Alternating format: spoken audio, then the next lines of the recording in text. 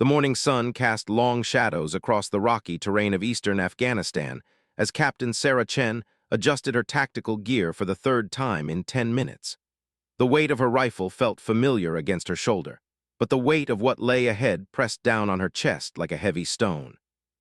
She had been assigned to SEAL Team 7 as their intelligence officer 3 months ago, and despite her extensive training and combat experience, she still felt the invisible barrier that separated her from the tight-knit brotherhood of operators surrounding her.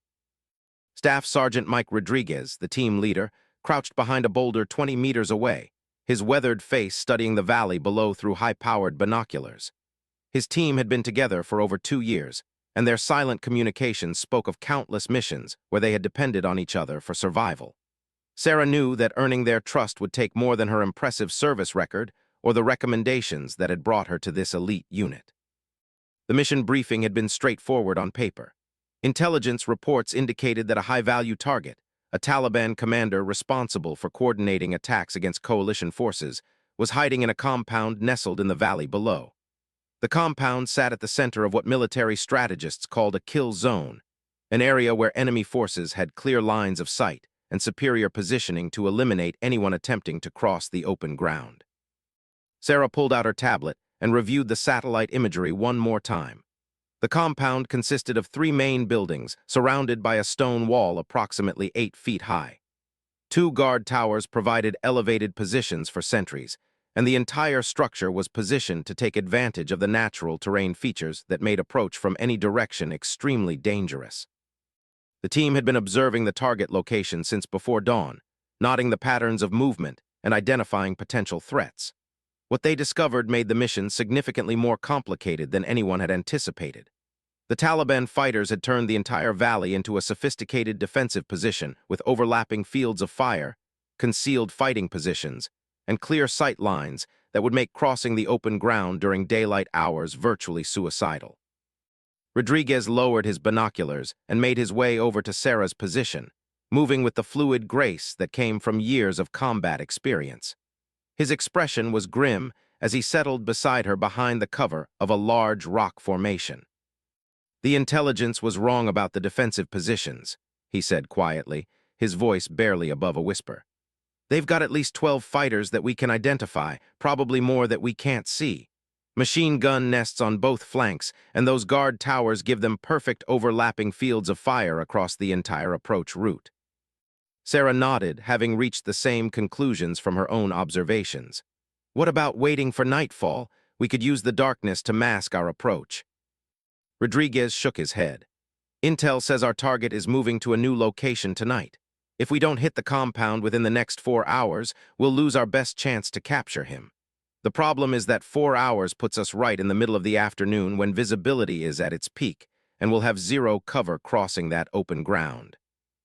The rest of the team gathered around their position as Rodriguez called them in for a tactical discussion. Petty Officer First Class Tommy Williams, the team's breacher and explosives expert, moved with the quiet confidence of someone who had faced impossible odds before and lived to tell about it. Petty Officer Second Class Marcus Johnson, their medic and communications specialist, carried himself with the alert awareness that kept teams alive in hostile territory.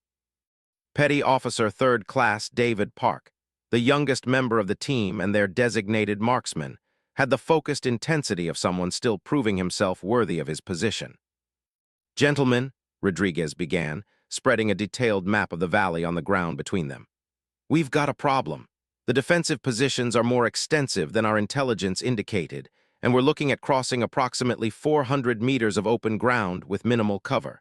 Current enemy strength is estimated at 12 to 15 fighters with automatic weapons and elevated firing positions." Williams studied the map carefully, tracing potential approach routes with his finger. "What about coming in from the East Ridge? It's a longer route, but it might give us better concealment." "I considered that," Rodriguez replied, pointing to a series of marks on the map. "But intelligence reports indicate they've got observation posts positioned along that ridge line. We'd be spotted long before we could get into position for an assault."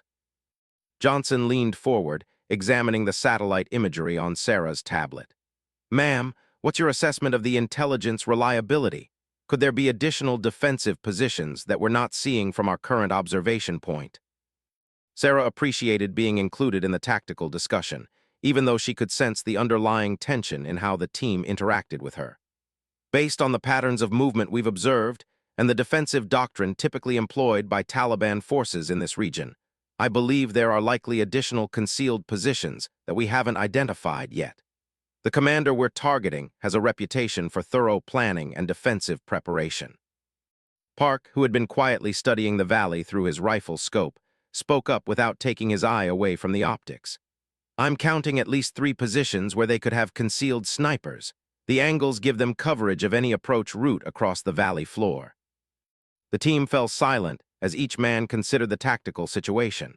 Sarah could see the frustration building in their expressions as they realized the magnitude of the challenge they faced. These were seasoned operators who had successfully completed dozens of high-risk missions, but the current situation presented risks that went beyond acceptable operational parameters. Rodriguez finally broke the silence. I'm not comfortable sending this team across that kill zone under current conditions. The risk assessment puts our chances of mission success below acceptable thresholds, and the probability of casualties is too high to justify the operation. Sarah felt a knot form in her stomach as she realized what Rodriguez was saying. The mission that had been planned for months, that could eliminate a significant threat to coalition forces, was about to be called off because the tactical situation had proved more dangerous than anticipated.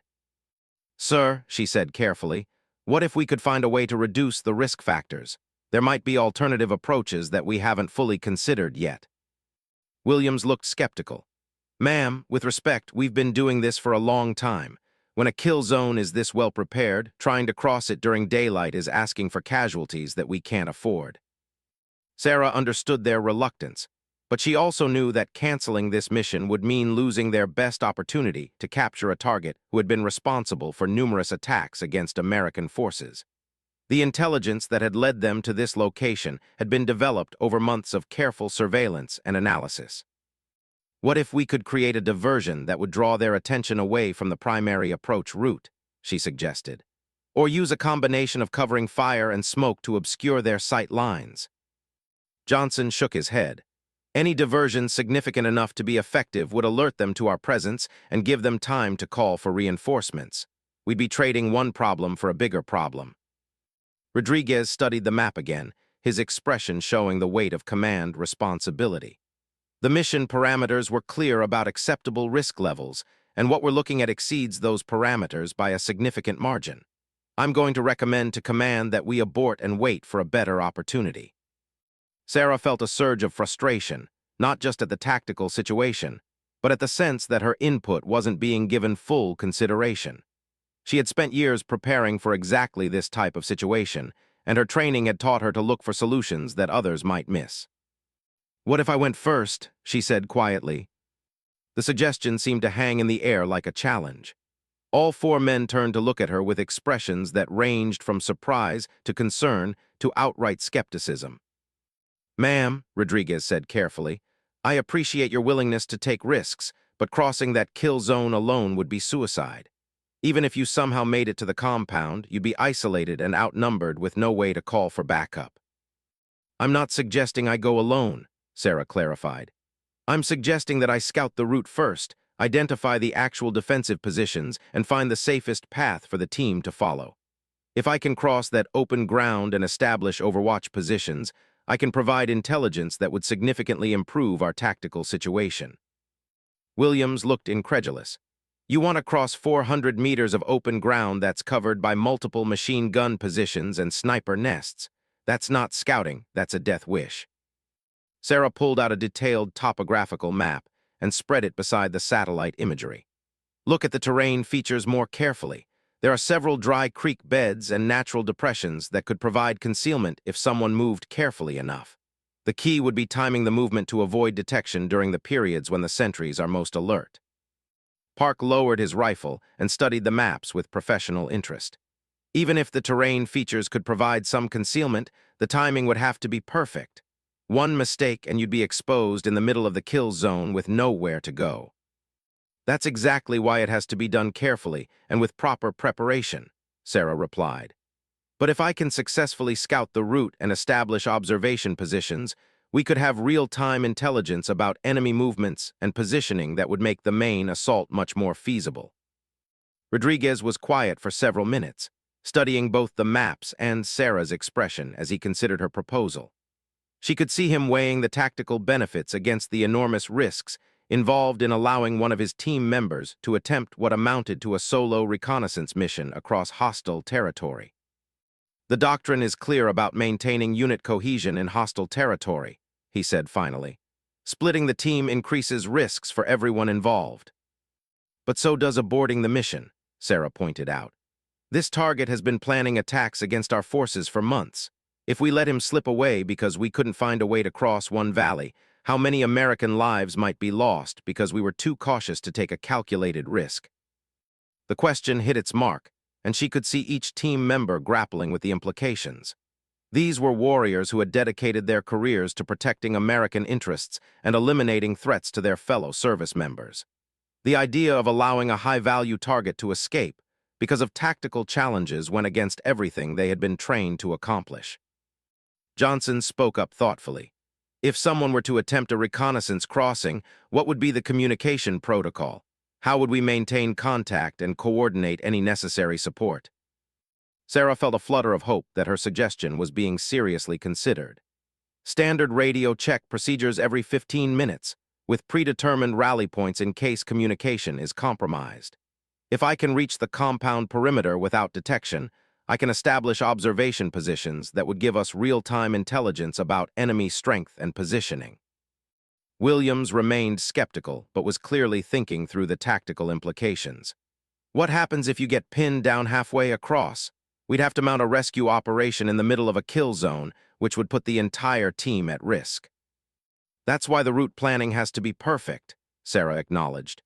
But if we can identify safe movement corridors and timing windows, the risk can be managed. The alternative is accepting mission failure without even attempting to find a solution.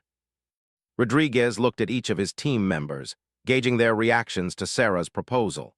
She could see the internal struggle playing out on their faces as they balanced their natural protectiveness toward a team member against their commitment to mission success. "You've been with us for 3 months," Rodriguez said to Sarah. "This would be the first time you've operated independently in hostile territory. Are you confident in your ability to execute this type of mission without direct support?"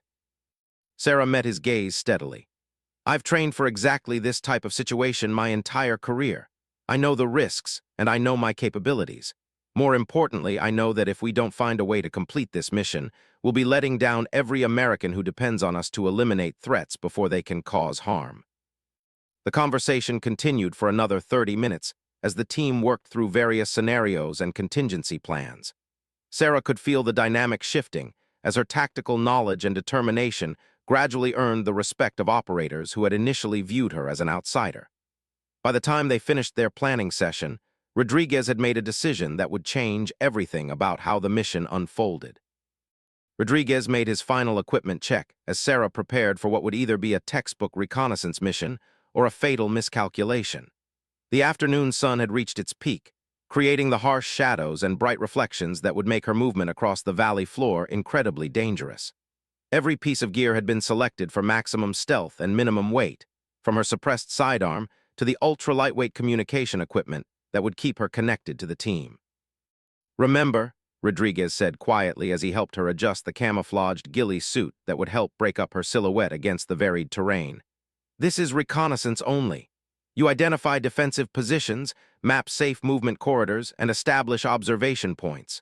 No engagement unless your position is compromised and you have no other choice." Sarah nodded, her mouth dry with anticipation and adrenaline. "Understood. Radio check every 15 minutes, predetermined rally points if communication fails, and immediate extraction if the situation becomes untenable." Williams handed her a specialized scope that would allow her to gather detailed intelligence about enemy positions without exposing herself to observation. "This has thermal imaging capability, so you'll be able to identify heat signatures even if they're using camouflage or concealment. The range is limited, but it should give you everything you need once you're in position." Johnson double-checked her medical kit and emergency supplies. "You've got enough water for 6 hours and emergency rations for 24 hours if something goes wrong, and we can't get to you immediately. The medical supplies include quick clot bandages and pain medication that won't impair your judgment if you have to treat wounds in the field. Park studied the valley one more time through his rifle scope before giving Sarah his assessment of the timing windows. Based on the movement patterns we've observed, the sentries in the guard towers change positions every 30 minutes. There's a brief window during each change where their attention is focused on internal communication rather than external observation. That's your best opportunity for covering ground quickly. Sarah felt the weight of responsibility settling on her shoulders as she prepared to leave the relative safety of their observation position. The plan she had proposed was sound in theory, but executing it successfully would require a combination of skill, timing, and luck that left very little margin for error. The first leg of her journey would take her down the steep slope behind their current position to the valley floor, where a series of natural depressions and dried creek beds would provide concealment for the initial part of her crossing. The most dangerous portion would be the final 200 meters to the compound, where the terrain offered minimal cover and multiple enemy positions would have clear sight lines. Once you're in position near the compound, Rodriguez reminded her, you'll have approximately 2 hours to gather intelligence before we need to make the decision about proceeding with the assault.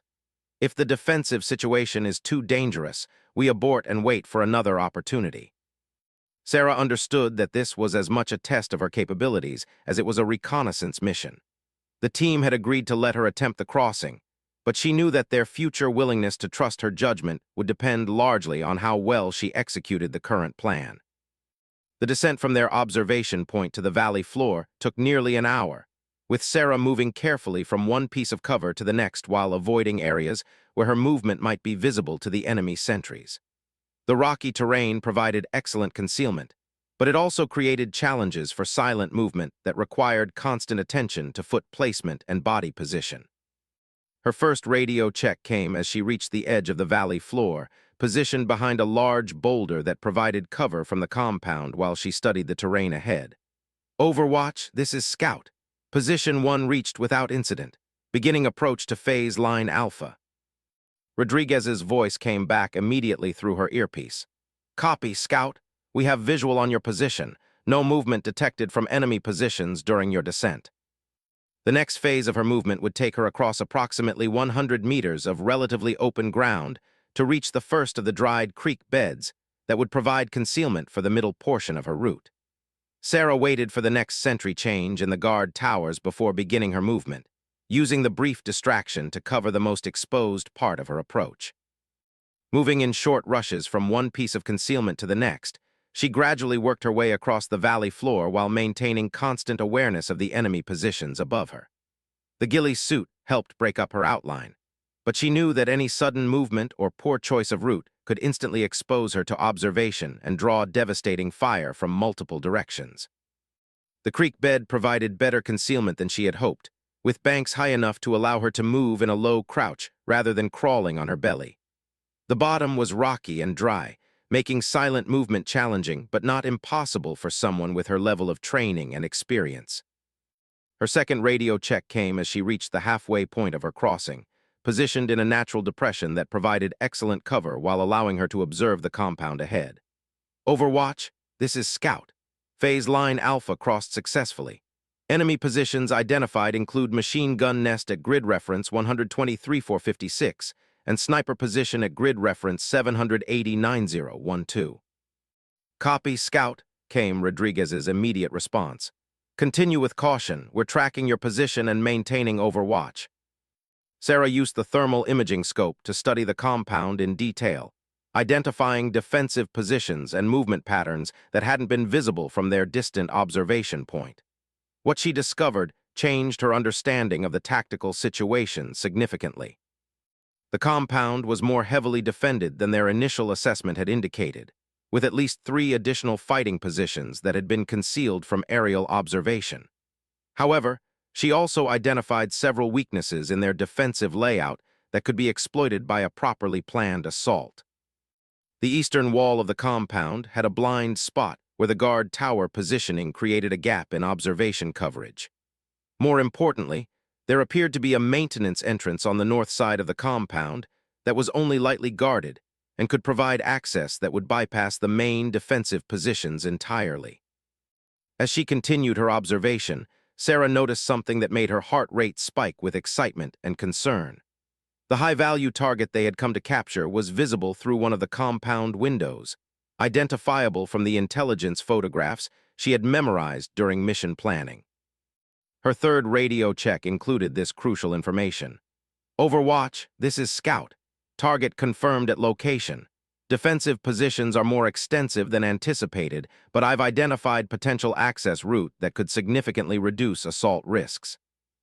Rodriguez's voice carried a note of tension as he responded. Copy, Scout. What's your assessment of the feasibility for team approach? Sarah studied the route she had taken and considered how it would work for 5 operators moving together rather than one person moving alone. The creek bed would provide concealment for the team's approach, but the final assault would require precise timing and coordination to exploit the defensive gaps she had identified. Overwatch, the route is feasible for team movement with modifications. Recommend approach via creek bed to phase line Bravo, then coordinated assault through maintenance entrance during next sentry change window. There was a brief pause before Rodriguez responded. Scout, maintain position and continue observation. We're moving to phase line Alpha for closer coordination. Sarah settled into a concealed observation position where she could monitor both the compound and the route the team would use for their approach. The thermal imaging scope revealed details about enemy movement patterns and defensive preparations that would be crucial for planning their assault. Over the next hour, she identified the timing of sentry changes, the rotation schedule for perimeter patrols, and the specific locations of concealed defensive positions that could threaten the team's approach.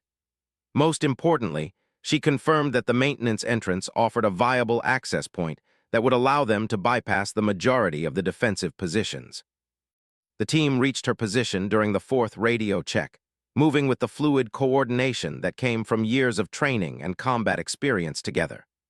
Rodriguez positioned himself beside Sarah, while the other team members established security positions that would provide overwatch during the final phase of their approach. Outstanding work, Rodriguez said quietly as he studied the intelligence Sarah had gathered. The route you've identified gives us options that we didn't have before. What's your assessment of the timing for the assault? Sarah consulted her notes about the enemy movement patterns and sentry schedules. Next sentry change is in 12 minutes. That gives us approximately 15 minutes to reach the maintenance entrance before the new sentries establish observation coverage. Once we're inside, the interior layout should allow us to neutralize resistance quickly and locate the target. Williams studied the compound through his own optics, noting the defensive positions Sarah had identified. The machine gun nests are positioned to cover the main approaches, but they don't have effective coverage of the maintenance entrance. If we can reach that position undetected, we should be able to breach and clear without taking fire from the external defenses. Johnson checked his communication equipment and confirmed that they had reliable contact with their extraction team. Extraction is standing by at the designated landing zone. Once we have the target secured, we'll have 15 minutes to reach the pickup point before the window closes. Park positioned himself where he could provide covering fire during the team's movement to the compound. I have clear sight lines to the guard towers and 2 of the machine gun positions. If anyone spots the team during the approach, I can suppress their fire long enough for you to reach cover. Sarah felt a surge of pride and satisfaction as she realized that her reconnaissance mission had not only succeeded, but had provided the intelligence necessary to transform an impossible assault into a feasible operation. The trust that the team was placing in her tactical assessment represented a significant shift in their relationship and her acceptance as a valued team member. The final phase of their approach required precise timing and flawless execution. Sarah would lead the team along the route she had scouted, using her knowledge of the defensive positions and sentry patterns to guide them safely to the compound perimeter. As they prepared for movement, Rodriguez made final assignments for the assault phase. Sarah will lead us to the breach point and provide security during entry. Williams will handle the breach. Johnson will secure communications and provide medical support. I'll take point once we're inside the compound. The sentry change occurred exactly on schedule, providing the window of opportunity they needed to begin their movement. Sarah led the team across the valley floor with confidence, knowing that every step of the route had been tested and that the defensive positions had been mapped with precision. The creek bed provided excellent concealment for their movement, allowing the team to cover ground quickly while remaining undetected by the enemy sentries. Sarah's earlier reconnaissance had identified the safest path through the rocky terrain, enabling the team to move with speed and silence toward their objective. As they approached the compound perimeter, Sarah could see that the defensive situation was exactly as she had assessed. The maintenance entrance was lightly guarded, the machine gun nests were focused on other approach routes, and the blind spot she had identified provided perfect concealment for their final approach. Rodriguez moved up beside her as they reached the breach point. "Perfect intelligence," he whispered. "Ready for breach on your mark." Sarah felt the weight of command responsibility as she prepared to give the signal that would initiate the assault. Everything they had worked toward over the past several hours was about to culminate in a few minutes of intense action that would determine the success or failure of their mission. The maintenance entrance stood before them exactly as Sarah had described during her intelligence briefing. A simple wooden door set into the stone wall with minimal security measures protecting it from unauthorized access. Williams examined the door carefully, running his fingers along the frame to check for booby traps or alarm systems that might compromise their silent entry. "Clean," he whispered after completing his inspection. "Standard wooden construction with basic hardware. I can have it open in 30 seconds without making noise." Sarah positioned herself where she could observe both the entrance and the guard tower that posed the greatest threat to their position. Through her scope, she could see the sentry moving through his routine patrol pattern, his attention focused outward toward the valley rather than down toward the section of wall where they had positioned themselves. Rodriguez checked his watch and confirmed the timing for their assault. "Sentry change in 4 minutes. That gives us a 3-minute window to breach, clear the immediate area, and locate our target before the new guard takes position." The team moved into breach formation with the fluid precision that came from countless hours of training and real-world application. Williams positioned his tools for silent entry, while Johnson prepared the communication equipment that would coordinate their movements inside the compound. Park maintained overwatch from a concealed position that gave him clear sight lines to multiple enemy defensive positions. Sarah felt her heart rate increase as adrenaline flooded her system in preparation for the intense action that was about to unfold. Every aspect of their mission planning would be tested in the next few minutes, from the intelligence she had gathered about interior layout to the timing calculations that would determine whether they could complete their objective before enemy reinforcements arrived. "Breach," Rodriguez whispered. Williams made quick work of the door mechanism, using specialized tools to manipulate the locking system without creating any sound that might alert nearby guards. The door swung open silently, revealing a narrow corridor that led deeper into the compound interior. Sarah moved through the entrance first, her weapon ready as she checked for immediate threats, and confirmed that the interior layout matched the intelligence assessments they had developed. The corridor was empty and poorly lit, providing excellent concealment for their movement toward the main building where their target was located. The team flowed through the entrance with practiced efficiency, each member taking assigned positions that provided security coverage while allowing rapid movement toward their objective. Rodriguez took point as planned, using hand signals to coordinate their advance through the compound's interior spaces. The intelligence Sarah had gathered during her reconnaissance proved invaluable as they navigated through the building. She had noted the locations of guard posts, the layout of major rooms, and the probable location of their target based on the movement patterns she had observed through the windows. They encountered their first resistance as they approached the central building where the target was located. 2 Taliban fighters were positioned as interior guards, armed with assault rifles, and positioned to cover the main hallway that led to the high-value target's location. Rodriguez held up his hand to halt the team's advance while he assessed the tactical situation. The guards were alert and positioned in a way that made it impossible to bypass them without engagement. However, their positioning also created opportunities for a coordinated assault that could neutralize both threats simultaneously. Using hand signals, Rodriguez communicated his plan to the team. Sarah and Johnson would provide covering fire from concealed positions, while Rodriguez and Williams advanced to neutralize the guards. The engagement would need to be quick and precise to prevent the guards from raising an alarm that could compromise the entire mission. The assault unfolded exactly as planned. Sarah's first shot dropped one guard instantly, while Williams engaged the second guard with devastating precision. Both threats were eliminated within seconds, allowing the team to continue their advance toward the target location without alerting other defenders in the compound. They reached the target's location to find him exactly where Sarah's reconnaissance had indicated he would be. The Taliban commander was reviewing maps and documents when the team breached his location, catching him completely by surprise and preventing any opportunity for resistance or escape. "Target secured," Rodriguez reported through his radio as Williams applied restraints to the captured commander. "No casualties, no compromise, proceeding to extraction point."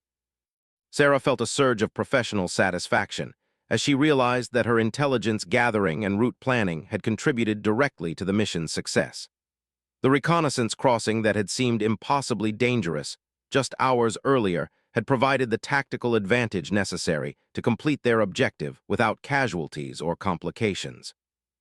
The extraction route took them back through the compound using the same path they had used for their approach, taking advantage of the continued confusion among the remaining defenders about how their security had been breached. The blind spots Sarah had identified during her reconnaissance continued to provide concealment for their movement. They reached the valley floor without encountering additional resistance, moving quickly but carefully toward the extraction point where their helicopter support was waiting. The timing was perfect, with their extraction arriving just as enemy reinforcements began mobilizing in response to the discovery of their captured commander. As the helicopter lifted off from the landing zone, Sarah looked back at the compound where they had just completed one of the most challenging missions of her career. The valley that had seemed like an impossible barrier just hours earlier now looked like just another piece of terrain that had been overcome through careful planning, precise execution, and teamwork.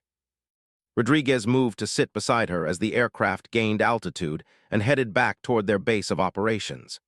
"Outstanding work today," he said, his voice carrying a respect that hadn't been there during their initial mission briefing. "That reconnaissance crossing was exactly what we needed to turn an impossible situation into a successful operation." Sarah appreciated the recognition, but she was more interested in the way the team dynamic had changed during the course of their mission. The invisible barriers that had separated her from full acceptance as a team member seemed to have dissolved during the intense cooperation required for mission success. Williams leaned forward from his position across the aircraft cabin. "I have to admit, when you first suggested crossing that kill zone alone, I thought it was crazy, but the intelligence you gathered made all the difference in our tactical planning."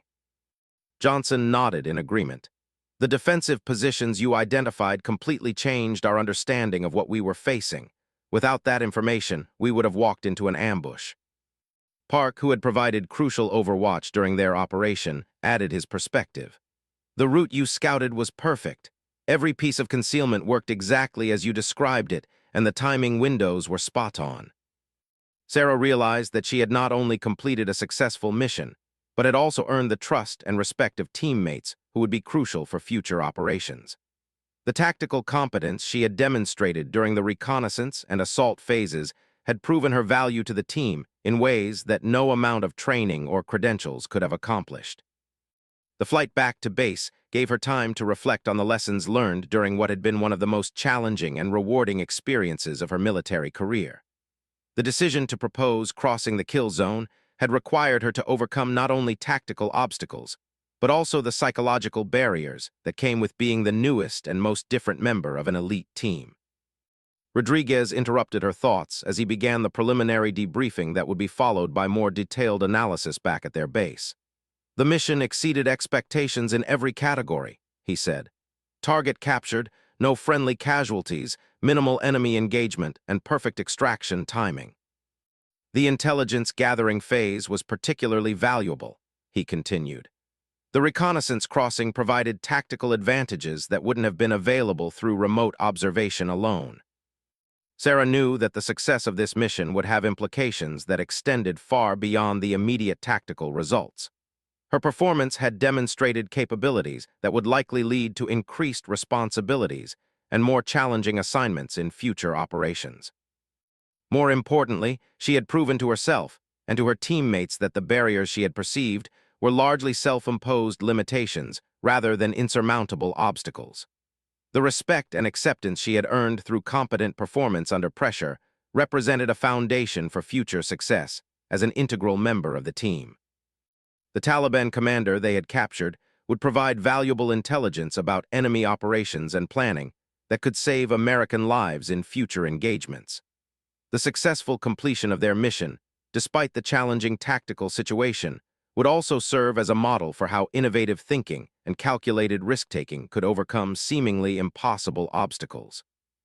As their helicopter approached the landing zone at their forward operating base, Sarah began mentally preparing for the detailed debriefing sessions that would analyze every aspect of their mission. The tactical lessons learned during their operation would be incorporated into training programs and mission planning procedures that would benefit other units facing similar challenges. The aircraft touched down smoothly, and the team prepared to disembark and begin the administrative processes that followed every successful mission. Sarah gathered her equipment and prepared to transition from the intense focus of combat operations back to the routine activities of base life. Rodriguez stood beside her as they prepared to leave the aircraft. "You've earned your place on this team today," he said simply. "I'm looking forward to seeing what you can accomplish on future operations." Sarah felt a deep sense of professional satisfaction as she realized that she had not only completed a successful mission, but had also achieved the acceptance and respect that she had been working toward since joining the team. The challenges she had overcome during the past several hours had proven her capabilities in ways that would benefit both her own career and the effectiveness of the team as a whole. The compound that had seemed so formidable from their initial observation point was now just a memory, but the lessons learned during their successful assault would remain with her throughout her career. She had proven that careful planning, precise execution, and willingness to take calculated risks could overcome even the most challenging tactical situations. As they walked across the landing zone toward their debriefing location, Sarah knew that this mission marked a turning point in her military career. She had demonstrated the competence and courage necessary to operate at the highest levels of special operations, and she had earned the trust of teammates whose respect was not given lightly. The debriefing room at Forward Operating Base Chapman felt different than it had during their mission planning sessions earlier that week. Where there had previously been an undercurrent of uncertainty about team dynamics and capability assessments, there was now the satisfied tension that followed successful completion of a high-risk operation. Sarah sat at the conference table with the rest of SEAL Team 7, reviewing mission documentation while intelligence analysts prepared to conduct detailed questioning about every aspect of their operation. Colonel William Hayes, the task force commander, entered the room carrying a thick folder of preliminary reports and satellite imagery from their mission area. His expression carried the focused intensity of a senior officer who understood that successful operations provided learning opportunities that could save lives in future engagements. "Gentlemen, Captain Chen," he began, acknowledging Sarah's presence with the same professional respect he showed the other team members. "Preliminary analysis indicates that your mission succeeded beyond initial expectations. The high-value target you captured has already provided intelligence that led to 3 additional arrests and the disruption of a planned attack against coalition forces." Sarah felt a surge of professional pride as she realized that their successful mission was already producing results that extended far beyond their immediate tactical objectives. The Taliban commander they had captured possessed knowledge about enemy operations that intelligence analysts were now using to prevent future attacks and capture additional high-value targets. Rodriguez presented the timeline of their operation, beginning with the initial intelligence assessment that had identified the challenging tactical situation they faced in the valley. The defensive positions were significantly more extensive than our initial intelligence indicated, which led to the tactical decision to conduct reconnaissance before committing the team to a potentially compromised assault. Colonel Hayes studied the satellite imagery as Rodriguez described the kill zone that had initially seemed impossible to cross safely. What made you decide to proceed with the mission rather than waiting for more favorable conditions? Captain Chen identified potential solutions to the tactical challenges we were facing, Rodriguez explained. Her assessment was that a reconnaissance crossing could provide intelligence that would change our understanding of the operational environment. Sarah appreciated Rodriguez's acknowledgement of her contribution, but she was more interested in ensuring that the lessons learned during their mission would be properly documented for future reference. The techniques they had developed for crossing defended terrain could be valuable for other units facing similar challenges. Colonel Hayes turned his attention directly to Sarah. Captain, your decision to propose a solo reconnaissance crossing was unconventional and carried significant personal risk. What factors influenced your assessment that the potential benefits justified those risks? Sarah had been preparing for this question since the moment she had first suggested crossing the kill zone. Sir, the intelligence value of direct observation exceeded what we could obtain through remote surveillance. The defensive positions were more sophisticated than anticipated, but they also contained vulnerabilities that weren't visible from our initial observation point. She pulled out her detailed sketches of the compound layout and defensive positions that she had created during her reconnaissance mission. The most significant finding was the maintenance entrance that provided access while bypassing the majority of the defensive positions. Without direct observation, we would have attempted an assault against the strongest points of their defense rather than exploiting their weaknesses. Colonel Hayes examined the sketches with professional interest, noting the level of detail that Sarah had managed to gather during her crossing. These observations provided tactical advantages that wouldn't have been available through aerial reconnaissance or signals intelligence. Williams leaned forward to add his perspective on how Sarah's reconnaissance had affected their mission planning. The intelligence she gathered completely changed our assault plan. Instead of a high-risk frontal assault against prepared positions, we were able to execute a precision operation that achieved surprise and minimized exposure to enemy fire. Johnson nodded in agreement. The timing information about sentry changes and patrol patterns was crucial for coordinating our approach. Without that intelligence, we would have been operating with incomplete information about enemy defensive procedures. Colonel Hayes made notes as each team member described how Sarah's reconnaissance had contributed to their mission success. Sarah could see that he was particularly interested in the tactical innovations that had emerged from their challenging operational environment. The reconnaissance crossing technique you employed could have applications for other units operating in similar terrain, Colonel Hayes observed. Have you considered developing training protocols that would allow other teams to replicate your methods? Sarah had indeed been thinking about the broader applications of their tactical approach, but she was also aware of the specific conditions that had made their mission successful. Sir, the technique worked because of the specific terrain features and enemy defensive layout we encountered. The key factors were careful route planning, precise timing, and taking advantage of natural concealment opportunities. Park, who had provided overwatch during Sarah's crossing, added his observations about the factors that had made the reconnaissance successful. The terrain analysis was critical. Captain Chen identified micro-terrain features that provided concealment opportunities that weren't visible from aerial imagery or distant observation. Colonel Hayes spent the next hour reviewing detailed aspects of their mission, from initial planning through final extraction.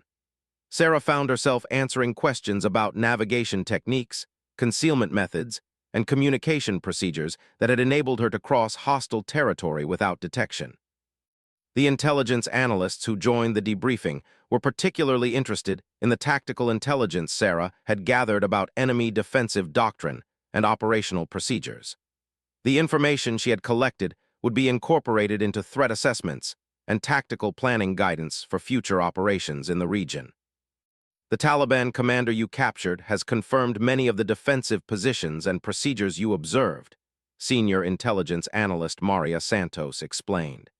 His debriefing has provided details about their training and planning that corroborate your tactical assessment. Sarah realized that her reconnaissance mission had not only contributed to immediate tactical success, but had also provided strategic intelligence that would benefit coalition forces throughout the region. The defensive techniques and operational procedures she had observed represented valuable insights into enemy capabilities and doctrine. As the formal debriefing concluded, Colonel Hayes asked to speak privately with Sarah about the broader implications of her performance during the mission. They moved to his office, where he could discuss career development and future assignment possibilities without the entire team present. "Captain," he began once they were seated in his office, "your performance during this mission demonstrated exactly the kind of innovative thinking and tactical competence that we need in special operations. The reconnaissance crossing you executed required a combination of technical skill, tactical judgment, and personal courage that sets you apart as an exceptional operator." Sarah appreciated the recognition, but she was more interested in understanding how her experience might contribute to improved tactical procedures and training programs. "Sir, I believe the most important aspect of our mission was the teamwork that made it possible. The individual reconnaissance was only successful because of the support and expertise provided by the entire team." Colonel Hayes nodded approvingly. That perspective on teamwork and shared responsibility is exactly what makes special operations teams effective. However, your willingness to take calculated risks and your ability to develop innovative solutions to tactical challenges are qualities that we need to develop in other operators. He pulled out a folder containing assignment options and career development opportunities that had become available as a result of her successful mission performance. "I'm prepared to offer you several opportunities that would allow you to apply the expertise you've demonstrated. These include advanced training assignments, instructor positions, and operational roles with increased responsibility." Sarah studied the options carefully, noting that each represented a significant advancement in her career trajectory and increased opportunities to contribute to special operations effectiveness. The success of their recent mission had opened doors that would have taken years to access through normal career progression. "What would you recommend based on your assessment of where my skills could be most effectively utilized?" she asked. Colonel Hayes leaned back in his chair, considering the question carefully. "Your combination of analytical capabilities and operational competence would be particularly valuable in training environments where you could help develop the next generation of special operations personnel. However, your tactical innovations would also be valuable in operational units, where you could continue to develop and refine new techniques." Sarah realized that she was facing career decisions that would determine not only her own professional development, but also her ability to contribute to improved special operations capabilities across the military. The success of their recent mission had proven that innovative approaches could overcome seemingly impossible tactical challenges. "I'm interested in opportunities that would allow me to continue operational work while also contributing to training and doctrine development," she said. "The techniques we used during our recent mission could benefit other units, but they need to be properly tested and refined before being incorporated into standard procedures." Colonel Hayes made notes about her preferences and explained the next steps in the assignment process. "I'll coordinate with personnel management to identify positions that would allow you to maintain operational experience while contributing to training and doctrine development. Your recent performance has definitely opened doors that weren't previously available." As Sarah left Colonel Hayes' office, she reflected on how dramatically her situation had changed in just a few days. The reconnaissance crossing that had seemed like such a desperate gamble had proven to be exactly the kind of tactical innovation that advanced military capabilities and opened career opportunities. More importantly, she had proven to herself and her teammates that the barriers she had perceived were largely self-imposed limitations rather than insurmountable obstacles. The respect and acceptance she had earned through competent performance under pressure provided a foundation for continued success in the challenging world of special operations. The mission that had begun with SEAL Team 7's reluctance to cross a dangerous kill zone had ended with the successful capture of a high-value target and the development of tactical techniques that could benefit special operations forces throughout the military. Sarah's willingness to take calculated risks had not only contributed to immediate mission success, but had also demonstrated the value of innovative thinking in overcoming tactical challenges. As she walked back to her quarters to prepare for the next phase of her career, Sarah knew that the lessons learned during their successful operation would continue to influence her approach to military service. She had proven that careful planning, precise execution, and willingness to take calculated risks could overcome even the most challenging tactical situations. and she looked forward to applying those lessons in future assignments where her expertise could contribute to continued mission success. 6 months later, Captain Sarah Chen stood before a classroom of advanced special operations students at the Naval Special Warfare Center in Coronado, California, preparing to deliver a lecture on innovative tactical reconnaissance techniques. The mission that had transformed her from an outsider struggling for acceptance into a respected member of SEAL Team 7 had also established her as a subject matter expert, whose experiences were now being incorporated into official military training curricula. The classroom contained 30 of the most experienced special operations personnel in the U.S. military, representing SEAL teams, Army Special Forces, Marine Force Reconnaissance, and Air Force Pararescue units. Each student possessed years of combat experience and advanced training, but they had come to learn about the tactical innovations that had emerged from Sarah's reconnaissance crossing in Afghanistan. The fundamental principle behind successful reconnaissance in hostile territory, Sarah began, is understanding that conventional approaches may not be sufficient for unconventional tactical situations.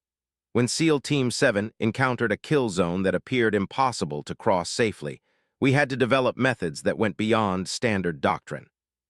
She activated the digital presentation system, displaying satellite imagery of the Afghan valley where their mission had taken place.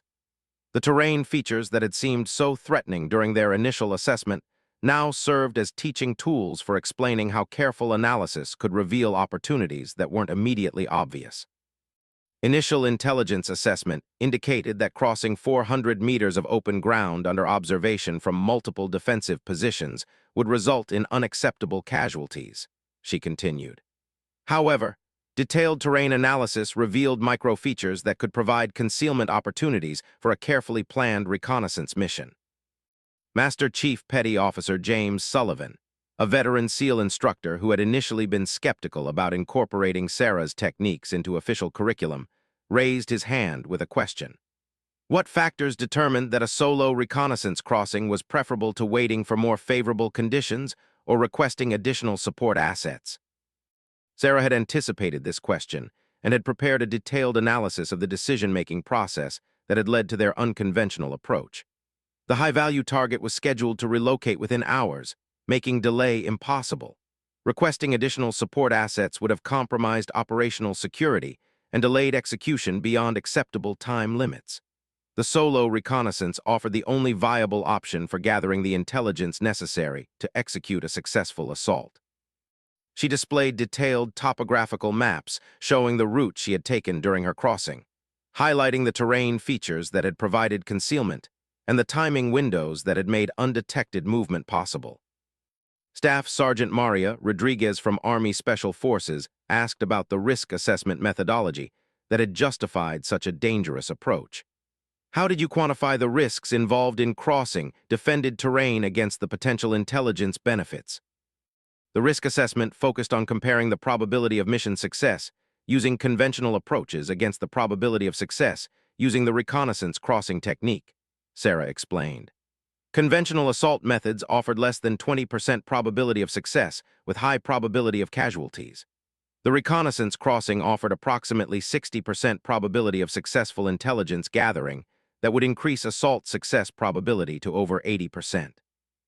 The mathematical approach to tactical decision-making resonated with the experienced operators in her classroom, who understood that successful special operations required balancing calculated risks against mission requirements and acceptable casualty levels. Captain Michael Torres from Marine Force Reconnaissance asked about the specific techniques used for undetected movement across hostile terrain. What navigation and concealment methods proved most effective during the actual crossing? Sarah spent the next 30 minutes explaining the detailed techniques she had employed, from route selection based on microterrain analysis to timing movements during enemy sentry changes. She demonstrated how natural terrain features could be exploited for concealment, and how careful observation of enemy patterns could reveal windows of opportunity for rapid movement. The students took detailed notes as she explained the equipment modifications that had been necessary for the crossing, including lightweight communication gear, specialized optics for tactical intelligence gathering, and camouflage techniques adapted for the specific terrain and lighting conditions they had encountered. Technical Sergeant David Kim from Air Force Pararescue asked about the communication protocols that had maintained coordination with the main team during the reconnaissance phase. How did you balance the need for regular contact with operational security requirements? Communication protocols were designed around predetermined schedules that coincided with natural movement pauses, Sarah explained. Radio checks occurred every 15 minutes during periods when I was in concealed positions, allowing coordination without compromising stealth during movement phases. She displayed the timeline of her reconnaissance mission, showing how communication windows had been coordinated with movement phases, and how backup communication methods had been prepared in case primary systems failed or were compromised. Master Chief Sullivan asked about the most critical factors that had determined the success of the reconnaissance crossing. Looking back at the operation, what elements were absolutely essential for success, and what aspects could have been modified without compromising the mission? Sarah considered the question carefully, drawing on 6 months of analysis and reflection about their successful operation. The most critical factor was thorough terrain analysis that identified concealment opportunities that weren't visible from remote observation. Equally important was precise timing based on detailed observation of enemy movement patterns and defensive procedures. She explained how each element of their tactical approach had contributed to mission success, from initial route planning through final intelligence gathering and extraction coordination. The comprehensive analysis demonstrated how multiple factors had to align perfectly for the reconnaissance crossing to succeed. Captain Jennifer Walsh from another SEAL team asked about the broader applications of the techniques that had been developed. How have these methods been adapted for use in different operational environments and tactical situations? The techniques have been successfully employed in urban environments, mountainous terrain, and coastal operations, Sarah replied. The fundamental principles remain consistent, but the specific methods must be adapted to match terrain features, enemy capabilities, and mission requirements. She displayed case studies from subsequent operations where modified versions of her reconnaissance crossing techniques had been employed successfully by other special operations units. Each case demonstrated how the basic principles could be adapted to different tactical situations while maintaining effectiveness. The discussion continued for another hour as the students worked through hypothetical scenarios that would require similar innovative approaches to tactical challenges.